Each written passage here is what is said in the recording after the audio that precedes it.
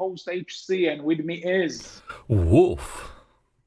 And today we are kind of jumping ahead because you're like, wait a minute, where's WandaVision? Well, things happen, and we decided to do WandaVision a bit later. And by a bit later, we mean next week. We are completely aware that we skipped it, and we'll get to it. Things don't But happen. We don't plan here.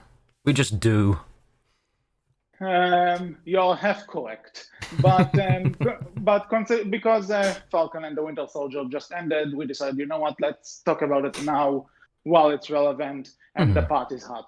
So we're doing Falcon and the Winter Soldier first, and just before we actually talk about the show itself, Wolf, what is your? I know you follow the MCU. I know that much, but what were your specific thoughts about Bucky and Sam before this show?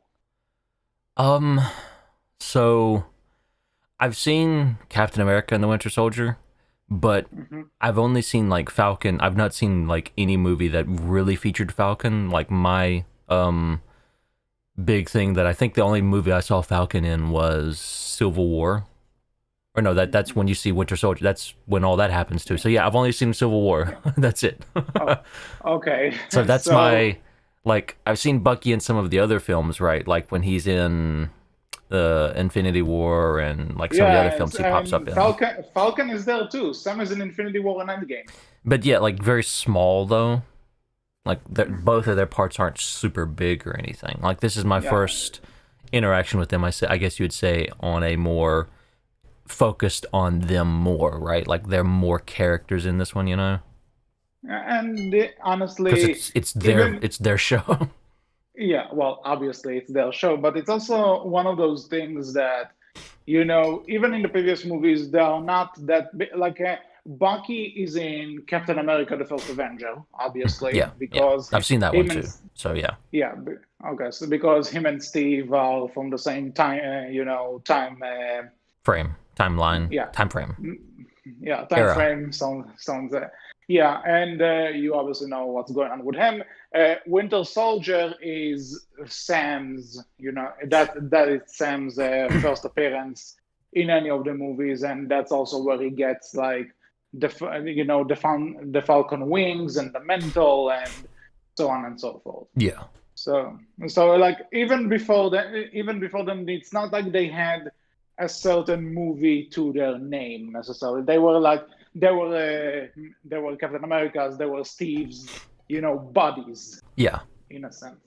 I think the only character I have little, like I did not know who she was Sharon. Like and I know she's in she's in one of the movies, I think. She was both in Winter Soldier and Civil War. Yeah, Winter Soldier I've not seen. Civil War I saw, but I do not remember her at all. Well, her role was really small, so But Winter Soldier, I did. I never got around to watching. But basically, what you need to know about her is that she was the niece of Peggy Carter, who was Steve's girlfriend way back in the 1940s. Yeah. Yeah, and later on they also had a thing, which is something that's also in the comics, and that's your proof that comics are weird because dating your ex's niece, like, ooh, why? But I'm not gonna talk about this here. Comics. And okay, so this is your personal experience. My experience is that, again, I've seen them in the movies. I would say that in terms of which one of them I enjoyed more, I think I prefer, like, Bucky's story is a bit more interesting, but I think as a character I like Sam more. That's my personal take, though, on the entire thing. But here's something I want to ask you before we start, because in Endgame, the ending of Endgame really leads up to this, that Steve kind of lets Sam have his shield. Like he asks Sam to take over as Captain America. See, and I was going to mention that because I felt like, he gives him the shield, but he never really says, like, take over as Captain America, if I remember correctly, right? Like, they kept it just vague enough where if you read it something different, you can't be blamed for that. which I always felt was weird. Like, you know what it's supposed to be, but like, why not just be more direct about it, right? Yeah, because the thing is that Sam tells him like, "I'm just sad about thinking, thinking about a world without Captain America," and then Steve gives him the shield, and and when Sam tells him it belongs to someone else, Steve tells him it doesn't. But it is kind of a thing that the Captain America mantle kind of comes with that shield. Yeah, So which is fair, right? Like, I'm just saying, like, to me, if I'm remembering correctly, and it's been a while, right? It felt too vague, maybe. But again, I could be remembering it wrong. It was vague enough that it could also just mean like just use the shield, but you're not necessarily Captain America. This is something, but I think this is, however, how this show interprets it. That this is what he meant by. Oh, sure. Like, I think that's what they meant too, right? But I'm just saying, like, it felt. And the reason I bring that up, right, is we'll get into it a bit later, because it feels, I guess, kind of jumping into it, to me, it feels a little bit cynical of Disney to be saying, like, hey, Black Captain America now, right? Spoilers, I guess, technically. Well, honestly, this is a thing in the comics for years. Like, you were kind of expecting it going in. Yeah, this is true. But I mean, it feels a little bit cynical of Disney to be saying, like, hey, we have, potential for a Black Captain America now. But at the same time, like, the big MCU universe movies and all that have kind of run their course. They're probably not going to have like a big section of movies detailing out a new storyline and all of that jazz for quite some time. So it feels a little bit cynical of Disney to say, hey, we'll do this in a show, but not in a movie. Right? Like, we'll get to it. But okay. The reason I'm asking you, though, is because there was this kind of, I don't want to say controversy, but there was a discussion because in the comics, both Bucky and Sam at one point took over the mantles of Captain America.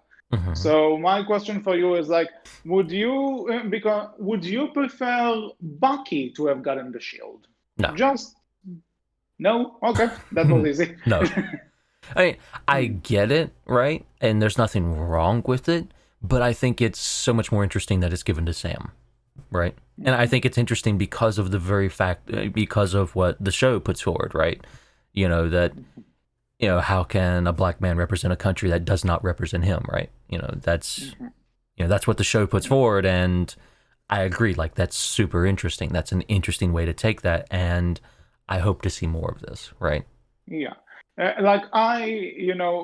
Not even counting the show itself, I just thought it was more interesting that he gave the shield to Sam instead of Bucky because, obviously Steve and Bucky are really good friends. Mm-hmm. They've known each other for literally decades. Yeah. So I thought it was interesting that he gave the shield to Sam specifically because it shows that you can kind of move on from your past. You can kind of move on, that you're not bound by the past and the connections it has to you. You have kind of a choice. So I found that it was interesting that he chose Sam to carry it because, and also it's kind of a thing that Bucky does have a bit more of a past compared to Sam. So it's also. So it also kind of makes more sense to give it to someone who doesn't have innocent blood on their hands. But it's also right. I think it's also clever because at the end of Endgame, right? Like they had Steve live through all of that history he never got the chance to live through before, right? Like so he's, I guess at that point, I guess since this is kind of set in the real world, if you will, right? He's seen all of the incident. He's seen all of the racist, actions that he would have seen had he not been put on ice, right? He's seen all the terrible things that were done throughout America during that time, right? He's seen all of that now. And I think it's clever of them to do that, right? Like he's seen all of that now and and I think they're trying to put it forward that he recognizes that this is needed, right? So it's clever. And I'll give, the show credit. They do a lot of clever stuff like that. So moving on to the actual show itself, no spoilers yet. I really like that show. Like at first going into it, I was a bit skeptical because again, we'll talk more about WandaVision next week, but WandaVision was such a unique show compared to the other MCU movies, and I feared that going into this, it would just be like a longer MCU movie. You know what I mean? That it would just feel like a longer take on it instead of just being a movie. Like instead of it being 2 hours, it will be 6. But I was surprised, very very much surprised that they found ways to keep it interesting throughout the 6 episodes to the point I said, I'm glad this is not a movie. I'm glad that they gave this story more time and more, and more things going on, because I think everything just connected really well together. And again, for the first time, we have Sam and Bucky as the leads. Like this is their show. They did great with them carrying the story forward and also giving a lot of a lot of moments for smaller characters we saw in the past, and now they get a bit more chance to shine that you wouldn't have expected. Like I won't Zemo say for who. one. Yeah, I wasn't gonna mention him because it might have been a spoiler, but okay, Nah, fine. not a spoiler. But yeah, like Zemo, like carried the show for the few episodes he was in. Yeah, I was gonna say So, his character and that actor definitely stole the show somewhat. I felt. I agree. yeah, like something. People started joking that they want a Zemo show now, and honestly, I'm all for it. Give me a Zemo on Zemo the show. raft live. Yeah, prison life. Just like maybe do it like a documentary kind of thing, like him just living on the raft. But again, we'll get to this later. This is not now. This is later. So, but at the same time, as much as they brought up interesting plot points and interesting dilemmas and interesting takes, I do feel like some of them, at least near the end, are kind of just resolve themselves, and that there's no actual resolution. You know what I mean? Yeah, I actually have a question for you, real quick. Did you watch Yeah, this weekly or did you watch it in a binge? weekly. I've been told, and you can whether I guess and you can confirm or deny this. I've been told that weekly the show felt a little bit slow, and that if it wasn't for Zemo, those middle episodes would not have been as good as they were. Right?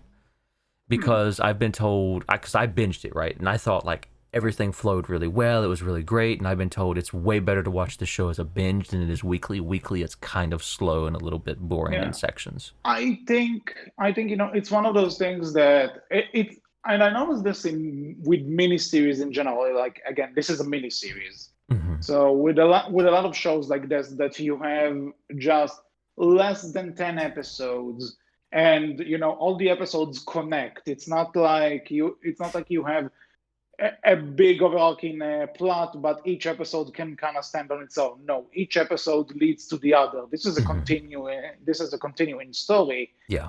So in that sense, I can definitely give it. I can definitely say that it's probably better as a binge. And the other thing that I'm not sure about this. This is just how I interpret this.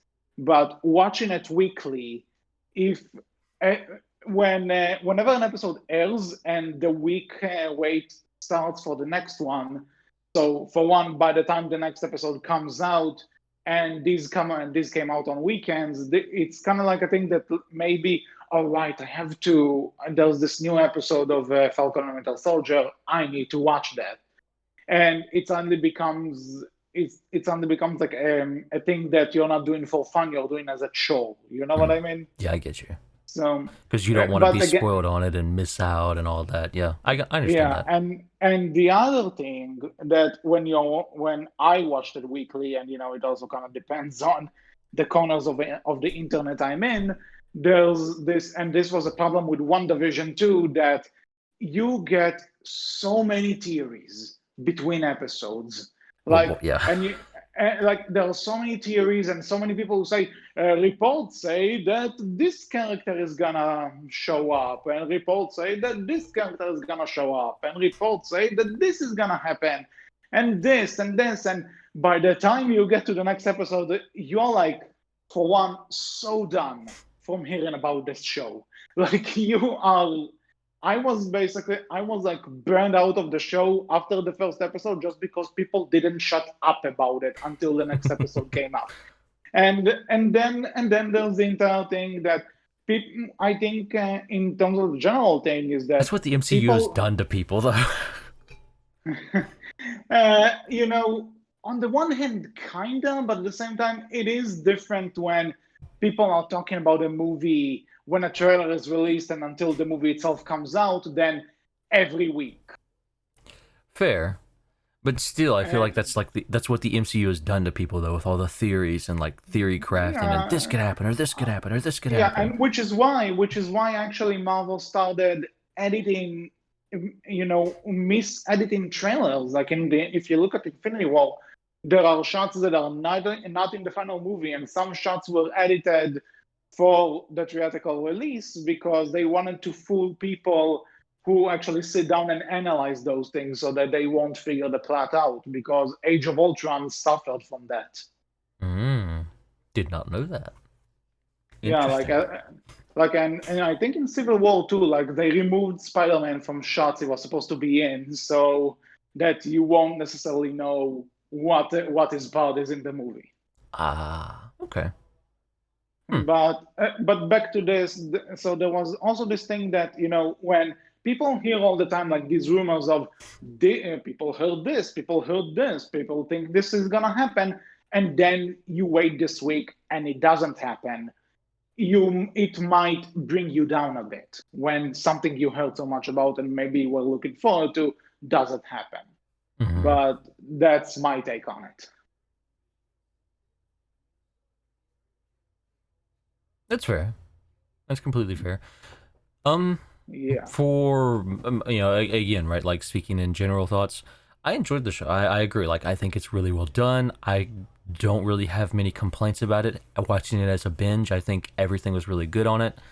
You know, there are definitely, as we said, some characters that I felt stole the show way more, but I still enjoyed, you know, seeing a lot of the back and forth between Bucky and Sam, right? Like, you know, these two, I would love to see more. Like, if they decide to come out with a second season for the show, I would personally really enjoy it because these two have a great back and forth. We'll get to it. I think this is something that might be spoilery, so I'm saving it for after we're done with the show itself. But, you know, I still enjoyed a lot of the interactions between, you know, all the characters, whether it be Zemo, whether it be Sam and Bucky, whether it be, you know, Zemo with those two, or whether it be Sharon as well. Like, there's a lot of great back and forth here, and a lot of really fun stuff.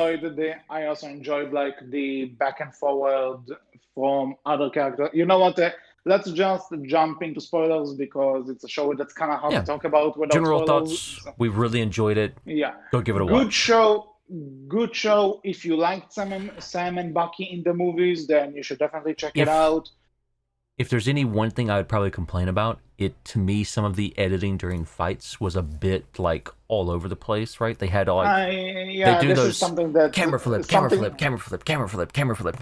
the movies can do this too. Sometimes. Yes, I know. Yeah, sometimes that's. But but you know, stay still. Some problems I have with it aside, which we'll get to as we talk spoilers. I think it's a really good show. Yep, definitely check it out. So moving on to spoilers in 3, 2, 1. Okay, so since this is a miniseries and all the episodes connect, Captain America dies. Well, yeah, kinda, but Steve does. But this is actually something. But before we talk about plot points, I just want to say that, you know, we are going to probably jump around from episode to episode at random because this is a miniseries which really connects all the episodes together. And so it will probably be easier to just talk about the whole thing as if it was a big movie. 6-hour movie.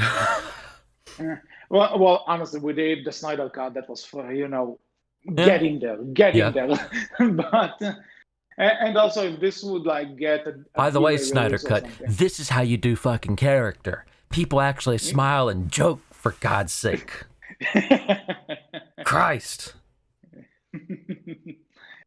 Okay. Anyway, so yeah, so something I do like is that one thing I was kind of worried about is there just gonna be like an old Steve Rogers running around in this show? Like, is it just gonna be sitting in like a house alone and be like, I regret giving Sam my shield and stuff. But no, they actually said very realistically that he just, passed away. He just, the age got to him. He passed, and, people were kind of looking forward for that hope again. And I also found it interesting that Sam actually thought the mantle was too big for him to carry, and he just donated the shield instead of taking it over.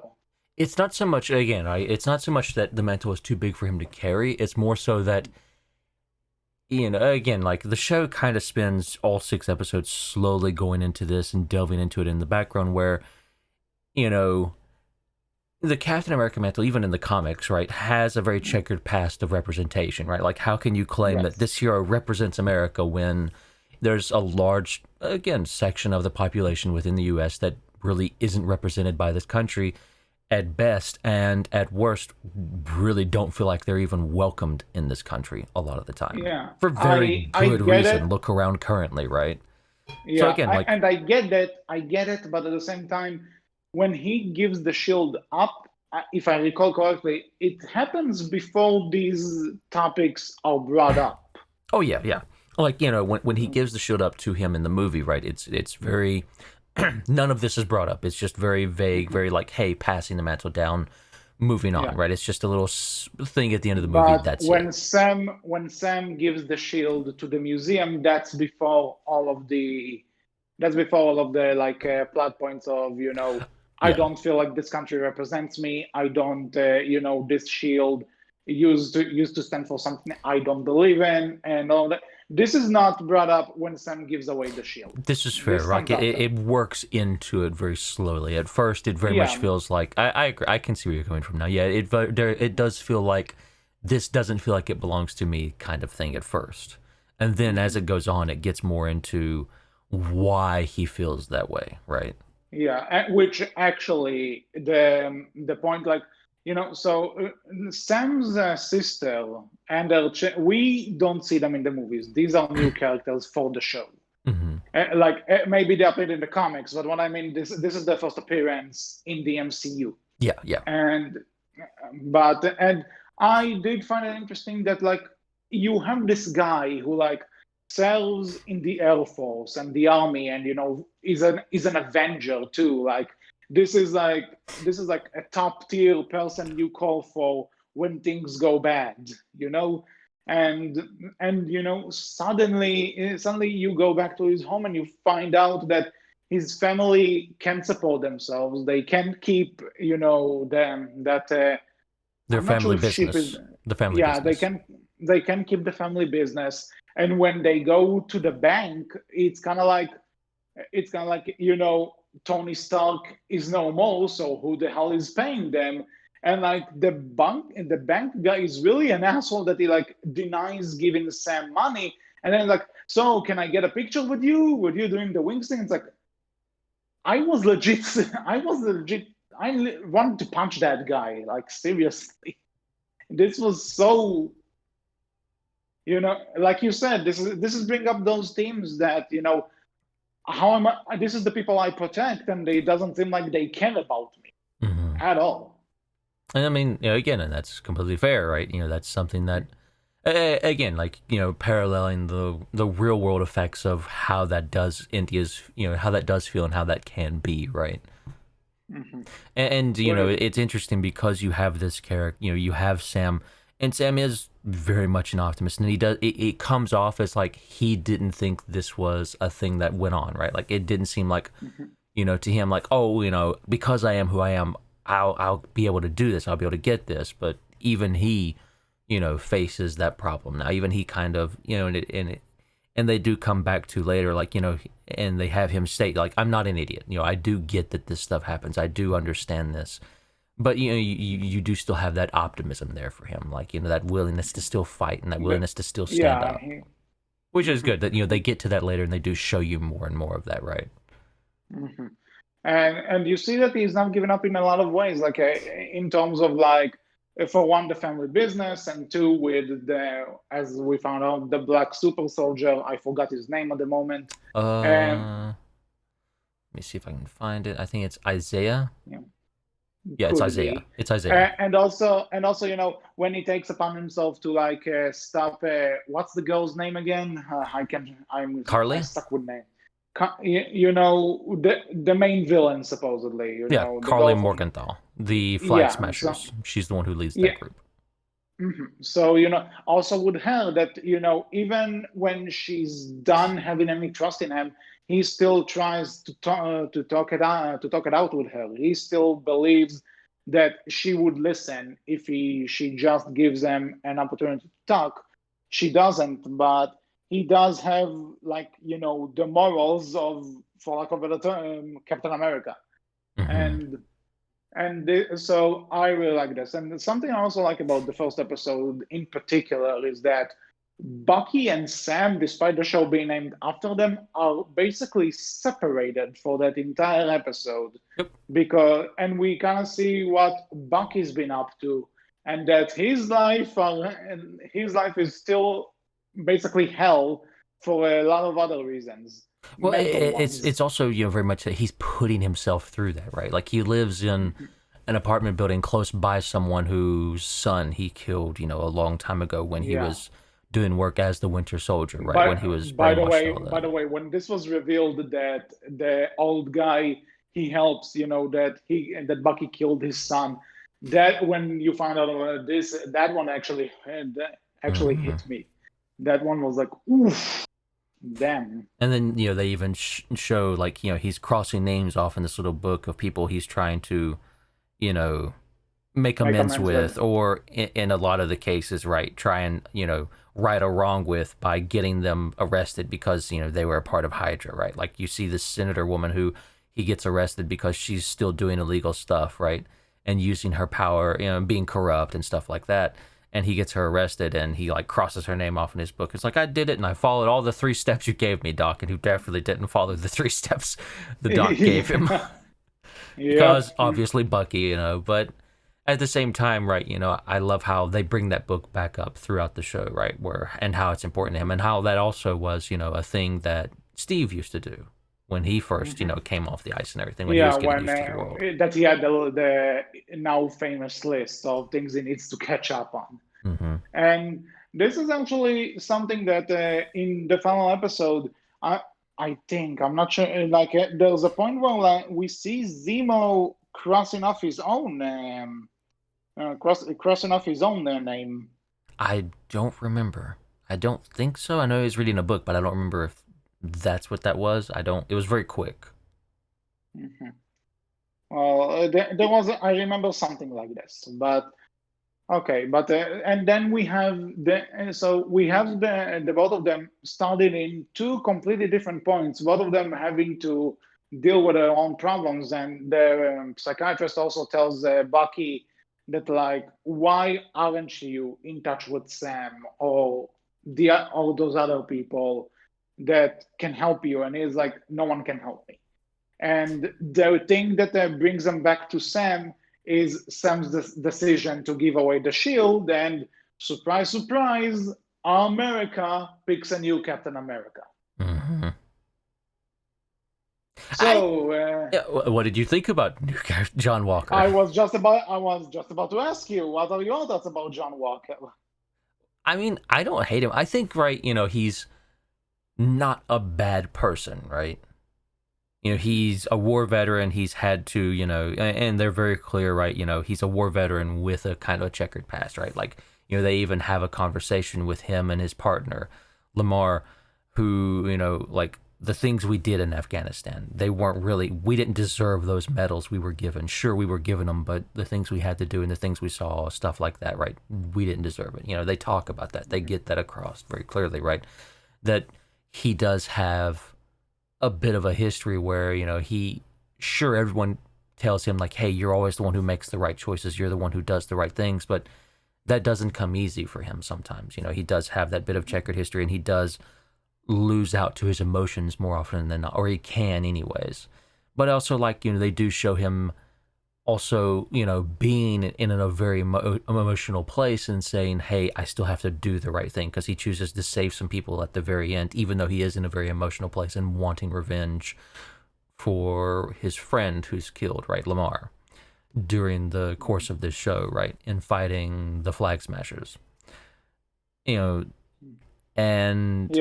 again, like, I like what they're doing with the character, and I wouldn't mind seeing more of this character personally. And I also enjoy where we do get our kind of, I guess, new Nick Fury is the best way to put it. We have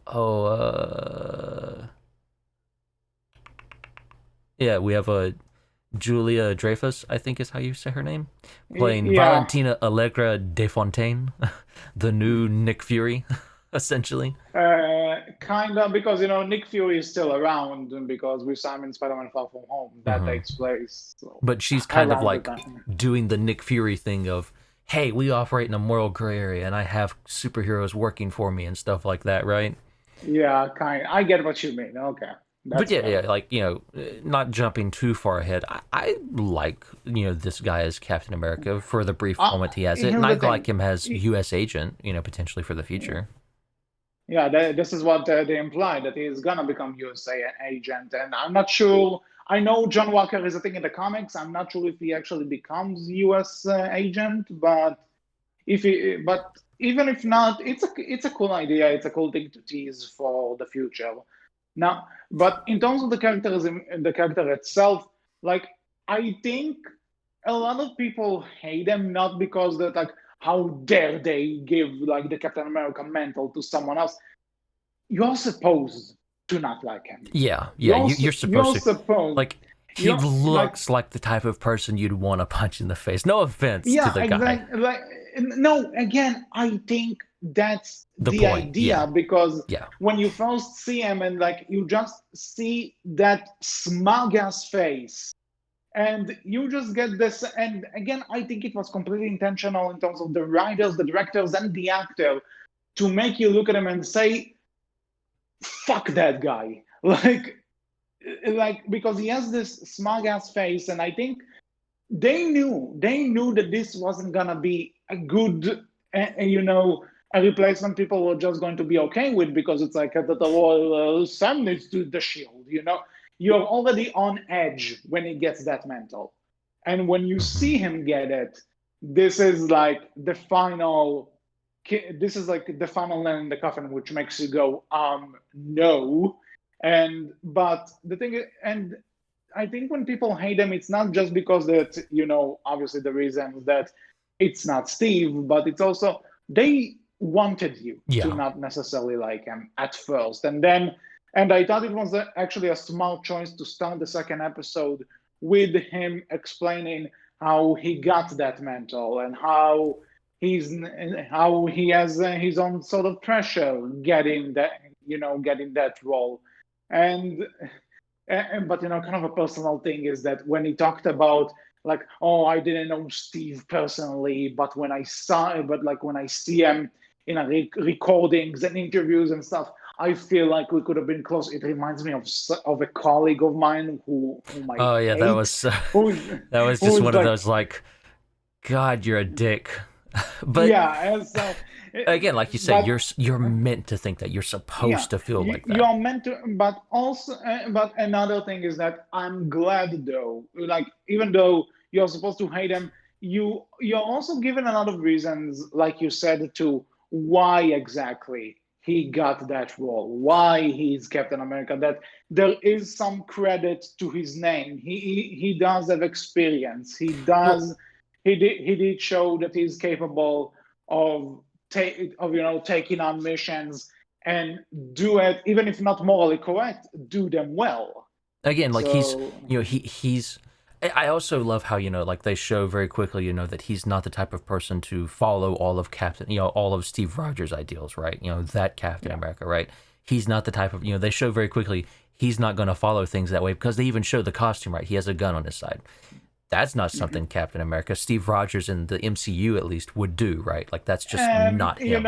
In the first movie, in the first Avenger, even for a bit in the first Avenger, he does shoot a gun. But I mean, this is like one of those. He's a soldier. It comes with the territory. Yeah, it's not something. It's not like the Captain America that they show after that fact, right? Like, it's not something you'd see him doing or using all that much of. Yeah, like starting with the Winter Soldier, this is not a thing Cap would do. Like Steve.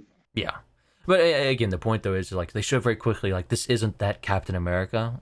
And I also, again, like, you're meant to not like him, but I also do enjoy the fact that you do kind of feel for the guy a bit, because everyone around him puts him on this pedestal, right? Like, you can do this, you have to do this, you're above it all, you're better than it all, you have to be when you're wearing that suit and everything. And like it does deal with the pressure of like you were given to like follow someone who literally saved the planet, like 10, from like Thanos, from the biggest thing, from the biggest threat the Earth has ever known, and all of a sudden you are supposed to carry on from that, and so people have expectations, and it also doesn't help that Sam and Bucky, who knew Steve, they are not giving him any leeway with this. No, they don't. Like, he tries to be all okay with them, and they just don't accept it. So that's another thing. Like, the people who know the guy I'm replacing think I'm not a good fit. How does this get to me? How does this happen? And he eventually, you can tell a lot of the controversial thing. Kind of jumping ahead, there's the scene where he kills the guy after Lamar dies, and like, you can kind of, oh God, this is not a Captain America thing to do. This is not a morally correct thing to do at all, especially not when you're in the position you are. But you can kind of tell that this is a lot of pressure and and there is kind of a responsibility he's feeling while he's doing this, which is why this moment is so powerful. Yeah, I agree. And you also on top of that have, like, again, like you say, right, with him choosing to become a super soldier, right, and taking the super soldier serum, the last one, right, and becoming that super soldier, again, you see the lead up to that and how defeated he feels each time he loses, whether it's to, the Flag Smashers, who are super soldiers, and he thinks, if I had that, I could do so much more, right? And then you also have,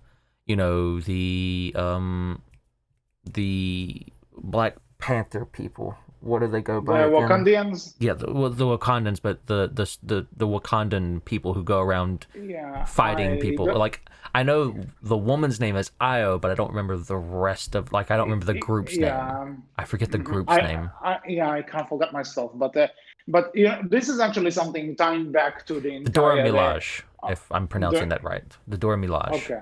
I think that's how it's pronounced. I found it. But if I'm pronouncing it wrong, please forgive me. Please forgive me if I mispronounce it too, like in advance. But this is another thing when that kind of connects to the entire. People just keep throwing in theories week after week. When she first shows up, asking where Zemo is, all over the internet, people will just kept going and going about maybe Chadwick Boseman managed to film one last appearance before he died, because he did manage to record, do the voice recordings for the Marvel What If series that's coming out sometime soon. Speaking of that, right? I'm going to go off on a bit of a tangent here real quick. Speaking of that, right? But just what I want to say is that, so people, keep building something on this up, and then you get to the next episode and there's no Chadwick Boseman, there's no T'Challa, and you're like, for fuck's sake. I mean, there was never going to be. I would have loved it if all the time they revealed, like, hey, we actually did manage to get him to film this before he passed. But anyway, tangent, go ahead. I mean, there's not going to be another Black Panther movie, right? Like, have they stated that, or we know there's not another one? there's another one coming, but it's and Is that something he already supposedly filmed, or? no, this is supposedly what's happening is that Shuri is gonna take over again. Not, I don't think it's been confirmed if that's what's happening, but this is like the idea that they're going with, that Shuri is gonna take over. That's perfectly fine. Nothing wrong with that. But I'm curious, right? Do you think this is Disney's way of having another black male superhero? By making Captain America, by making Sam Wilson Captain America? I wouldn't say so, because keep in mind when when Endgame came out, and it was kind of like, and when Steve gave the shield to Sam, Chadwick Boseman was still alive. Mm-hmm. And nobody expected that he was gonna suddenly die. Nobody saw it coming. Nobody knew. Yeah, this is fair. Like, he was very, if I'm not mistaken, quiet about the fact that he did have cancer. Yeah, we talked about this. Go back and listen to our podcast about Black Panther and Chadwick Boseman in general. But like, the thing is that nobody knew this. Like, no one at Marvel knew it. No one at Disney knew it. I think only close family did. Mm-hmm. So in terms of what you're saying, that they gave Sam the shield just so that could be. I don't think they gave him the shield just for that. I think, right. Yeah. This show, right, is leading. I would hope, right, that it's leading up to potentially another Captain America film where it's Sam as Captain America, right? Because Falcon never got his own film, as far as I'm aware, and probably never will. But they can do. But I would expect and I would hope Disney would do another Captain America film with Sam as Captain America, with Anthony Mackie playing Sam Wilson, in Captain America, right?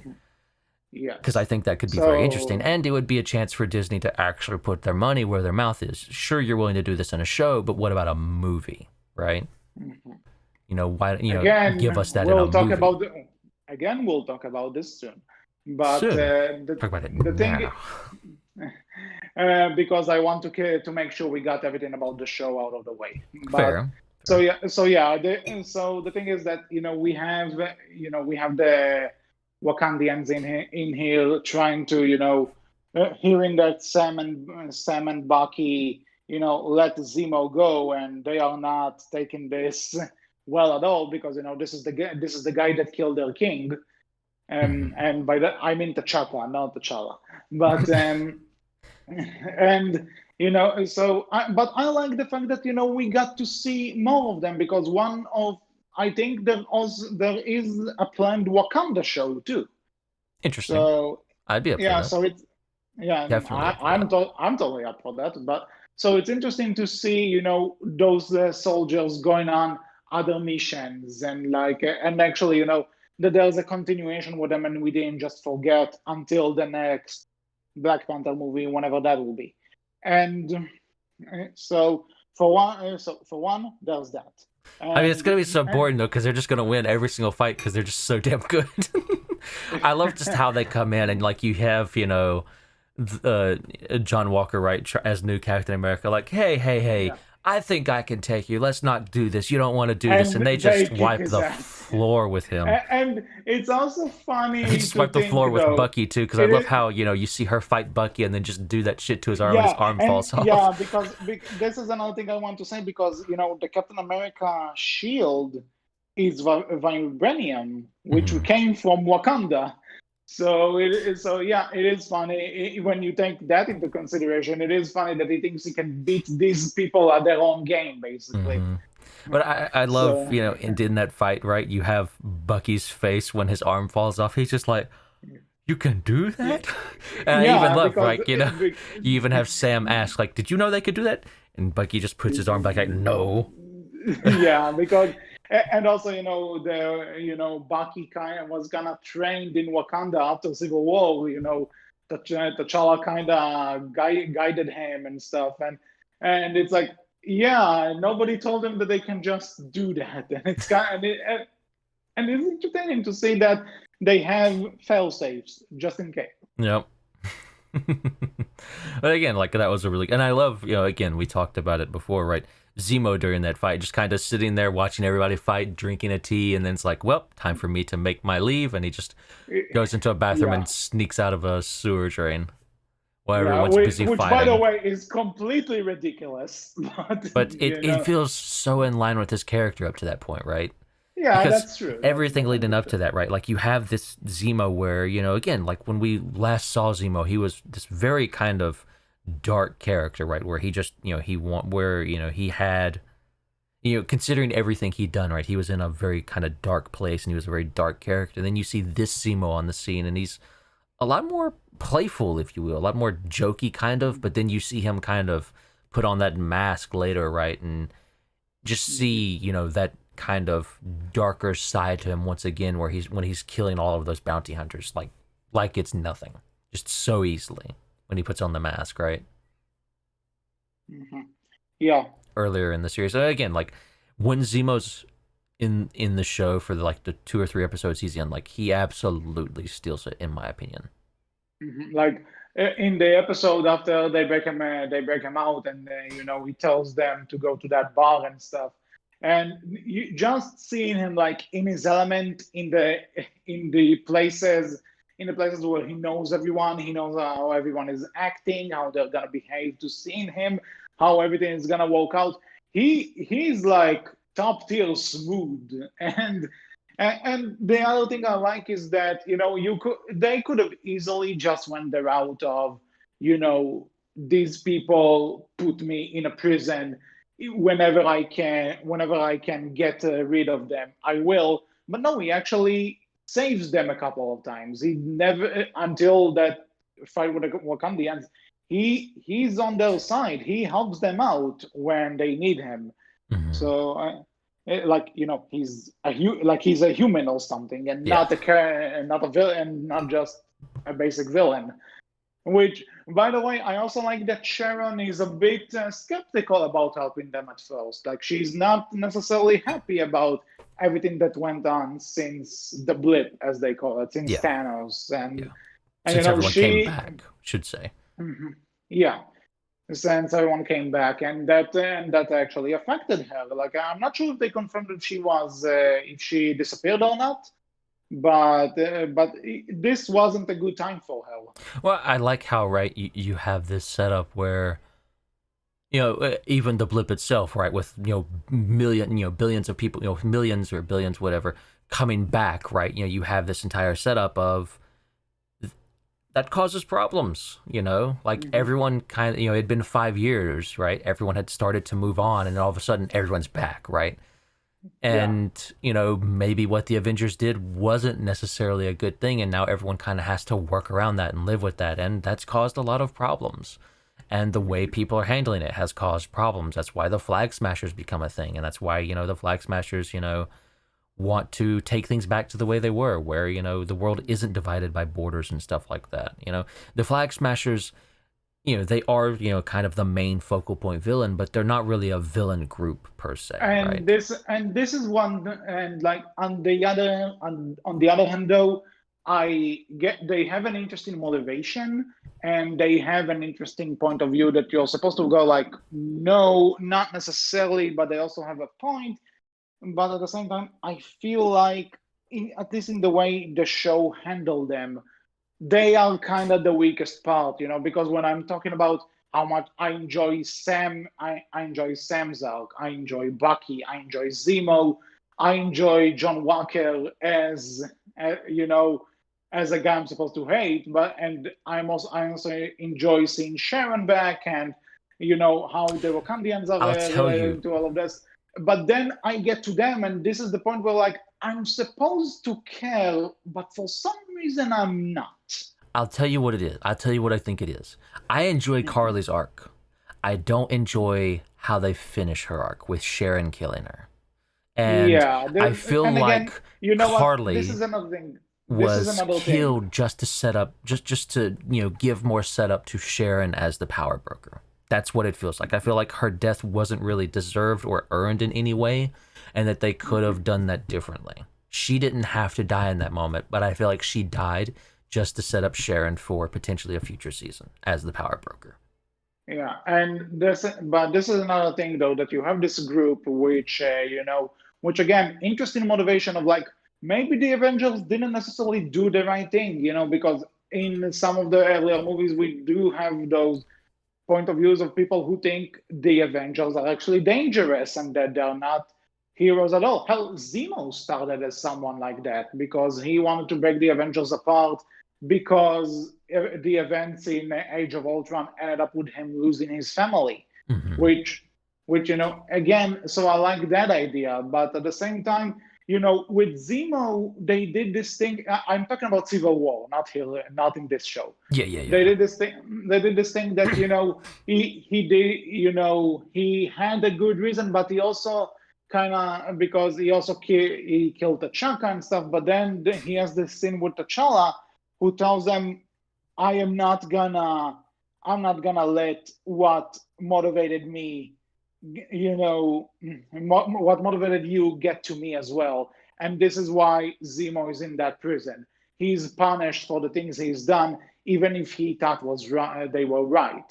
And Mm-hmm. he Conley doesn't really get that.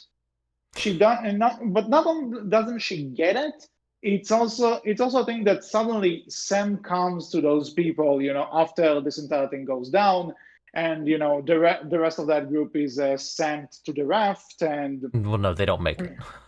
yeah, they don't make it because Zemo's butler makes sure of that. yeah. By the way, this was badass though. Like as much as it's kind of a cop out, that was badass. That his servant was like there. And yeah, his Yeah, servant planted a bomb to blow up the truck. Again, I get you. It was a I think cool moment.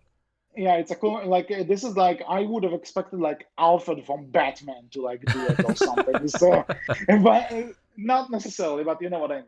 Zemo is But Batman in this universe, confirmed. oh my God, no, I mean, he no, technically is though. He's rich and he is super smart and has a bunch of plans and plans everything. He technically is Batman in this series. he has some. He He's even more wears a interesting. mask.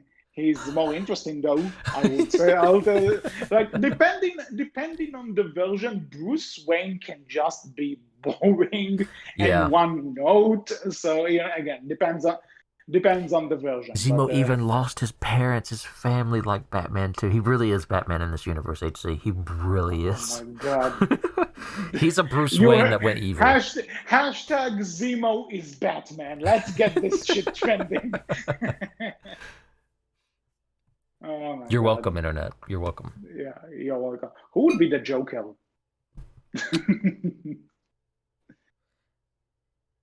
Bucky. Oh no. Oh no. Okay. Except the Joker's the good guy in this version because, he comes to him with a gun, acts like he's going to shoot him, and then click just to fuck with him, and then drops all the bullets, right? To show him, like, I'm not like you, I'm not evil. So the Joker's the good guy in this one, and Batman's the evil.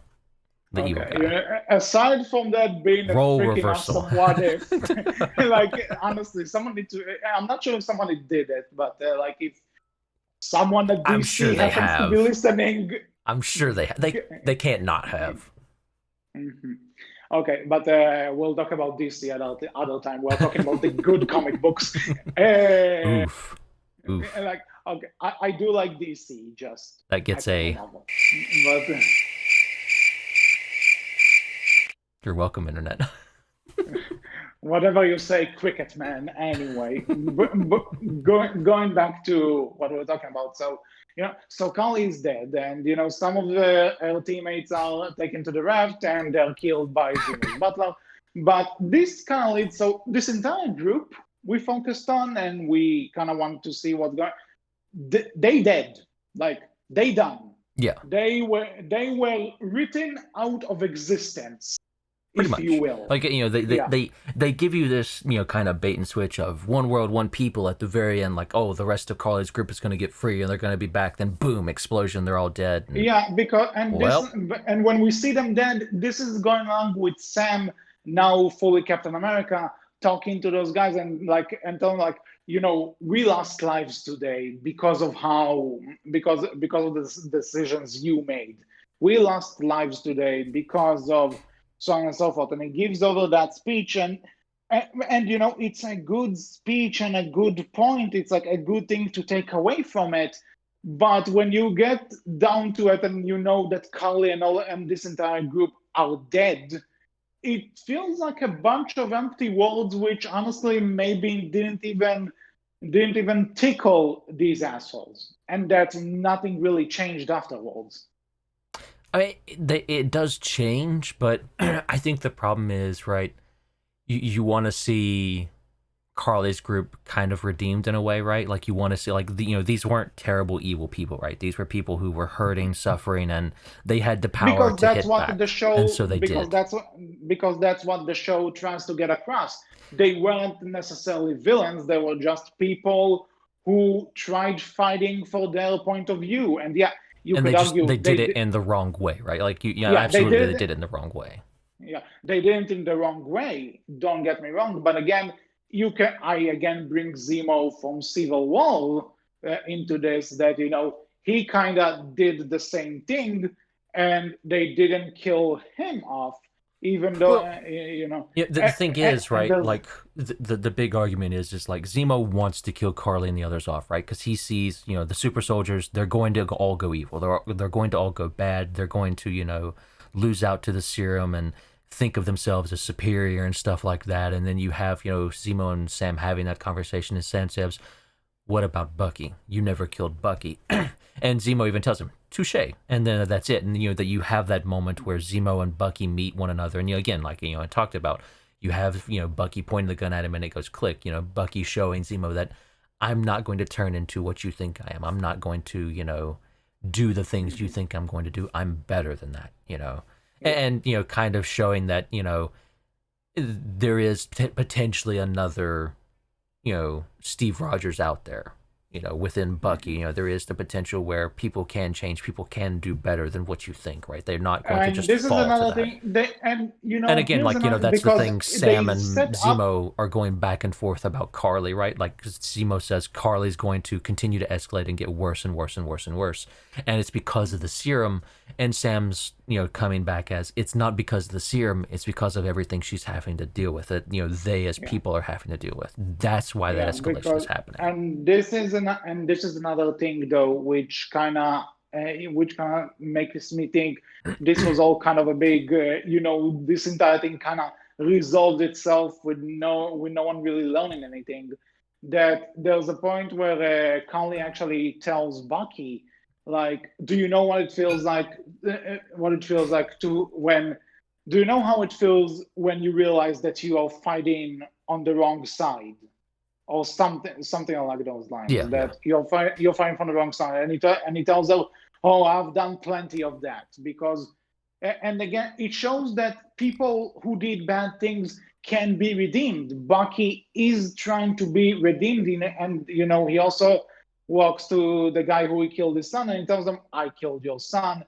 And the guy doesn't necessarily forgive him, but it feels like he does find some sort of resolution in it, and he finds the will to keep going despite that. So it's like, why didn't Carly and her crew get or that at least chance? Carly? And again, I say, I don't think the lead up to Carly's death is bad. I think Carly's death is the problem here, right? When they have Sharon Killer, and I think it's the fact that they have Sharon Killer to set up Sharon in the future as the power broker and do something with that. And I think, which, by the way, doing so, like, that's not bad. It's I think Sharon could be an interesting and cool villain, but the problem is we never really got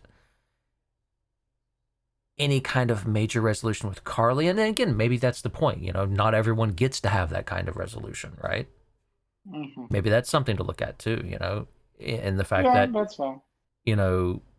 Not everyone gets to have those kind of resolutions and gets to have those moments of clarity and stuff like that. Some people do just die before getting to have that chance. Mm-hmm. So maybe that's what they're going for. But it does feel a bit lackluster. Maybe she could have died in another way beyond Sharon killing her, because it does feel kind of out of nowhere where it's kind of expected, but then also, shock surprise, Carly and Sharon meet alone, and Sharon turns out to be the power broker. Shock surprise. Yeah, and But it shock and does surprise. feel a And bit out then of they're also kind of nowhere. building. They also kind of build, in the post-credit scene that Sharon is like she's getting an apology from the CIA, and she's getting back in there. And then as she walked out, she's like, "Okay, I'm back in. I have some information for you." Yeah, I And have it's like, like "Oh, access to so much info now in regards to the US government because I got my pardon and I'm back in the CIA. But I'm still the power broker. I'm still evil, right? yeah." So it's interesting. I think they could do a good second season with Sharon as the power broker and as the main villain going forward. Or more than likely, what they might do is like Sharon's in the background villain and they work up to her 5 seasons from now or something. I don't know what their plan is. But point is, right, it's interesting. They could do a lot of good with it, but it does feel like the Flag Smashers and Carly kind of suffered a bit for Sharon and the power broker deal, right? Mm-hmm. Or at least that's the way it comes off and feels like, anyway.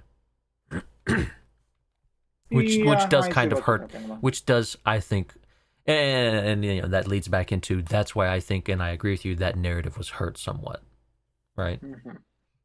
Yeah, but the one thing we should talk about when Sam actually puts on his Captain America costume, that shit was satisfying. That was great. Agreed. Very much agreed. And also finding how he uses the shield along together with the wings. Like Yep. he does a few things that I could see like Steve wouldn't necessarily do it like this, but I don't care because that's Sam's way of doing things. Yep. And I appreciate it. Yep. Agreed. Like it's very much, he's not just using the shield, he's using everything to his advantage because he's not, a super soldier. So he needs to have these other things that he can do and use in order to make sure, that he's just as capable, but it's still his way of doing things. Like, this is Sam's Captain America, not Steve's Captain America, right? Wait, again, which is really interesting and really enjoyable. Mm-hmm. And again, like, this is why I say, right, like, I would like to see them do other seasons of the show, but I would also like to see them, I would also like to see Disney put their money where their mouth is and make a movie with him. So since we basically covered everything, I think. Yeah, we did. I think we did talk about most of the main stuff that. Yeah, I mean, here. again, right? Like, So, there's a lot of smaller things we've not talked about, but go watch the show. They're very enjoyable, right? A lot of those smaller things because it's just a lot of really great character stuff. If you're listening on so far, then I hope you already watched the show because we basically spoiled everything. Or you don't care about spoilers. That's also true. So anyway, where I want to go with this. So not only is people have been talking about, we don't really want to confirm or deny a second season and stuff, but the day the final episode came out, which was 2 days ago, mm-hmm. they suddenly they confirmed that some people involved with the show are writing a fourth Captain America movie, and it's supposed to be about Sam and continue the events of this series. I can get behind that. Yeah, I'm totally behind this, but at the same time, I'm not sure because people are also saying that to get alongside that we are getting another season. Like, what, I'm reading this right now. Okay, let's see.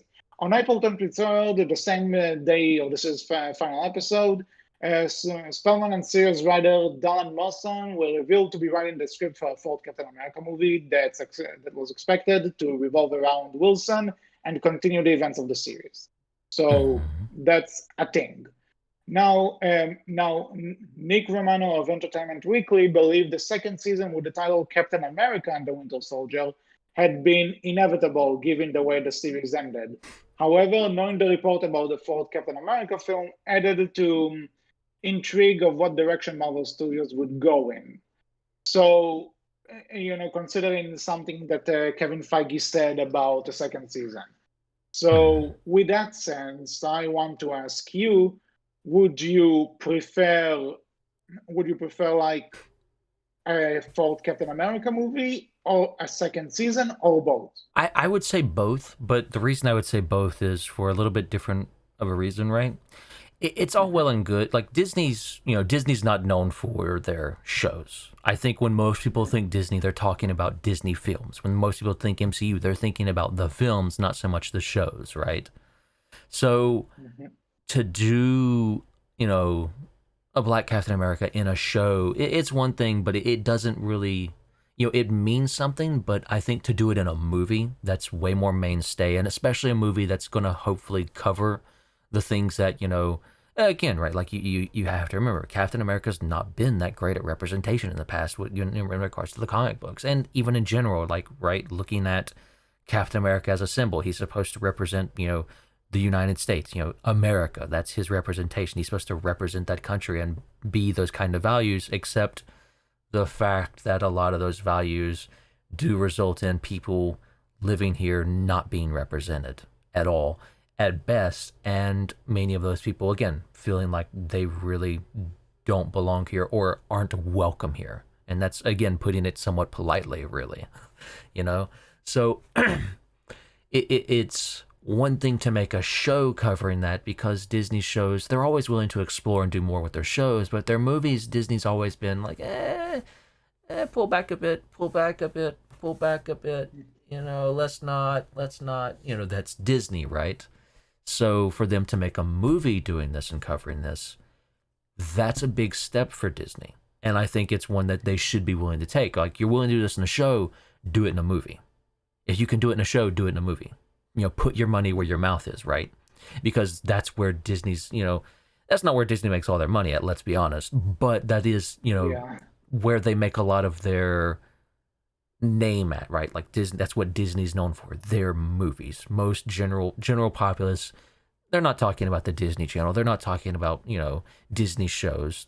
Sure, they will, but that's not where, when you mention Disney in a room, people are going to be like, oh, Disney movies. They're not going to be, oh, Disney shows. It's just not. Let's be honest. It's not. It's not what people are going to mention when they think Disney. Most people, anyways.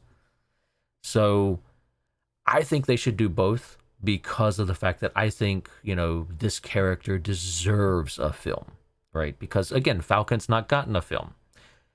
Captain America can get a film, though. And especially a Captain America done in this way, I think that deserves a film. I think they should absolutely do that and cover that in a film. And I think, and again, like, I'm always going to say, like, hey, a good show getting a second season, I'm always going to be for that. Because there's a lot more they could cover and do with this. But again, I think they should definitely do both. To not do both would feel a little bit, in my opinion, disingenuous. I think that maybe that a fourth movie, or to not do a film, interested in that, but if That's they fair. want to do a second season, I'm in. I think they should at least do a film, right? Because to not do a film would feel a little bit disingenuous. But I'm not going to complain about a second season of the show too, right? More for me is more for me. I'm okay with that. Yeah. I get to enjoy more really interesting writing and characters and fun stuff, so I'm not going to complain. Yeah, definitely. So I think this is it. I think we covered everything. Go watch The Falcon and the Winter Soldier. There's a lot of good stuff there. And with that said, that's all for this episode of the Outcast. We hope you enjoyed. What are your thoughts about Falcon and the Winter Soldier? Do you want to see a fourth movie? Or do you want to see another season? Both, whatever your thoughts are, you can tell us all about it in the comment section below, on our Tumblr, which is Berkcast Team, on our Twitter, which is Berkcast with a capital B, capital C. And yeah, that's it. That's it for this week. Next week, we're going back to WandaVision. I was HC. I was Wolf. And we will see you all next time. Take care. Bye-bye.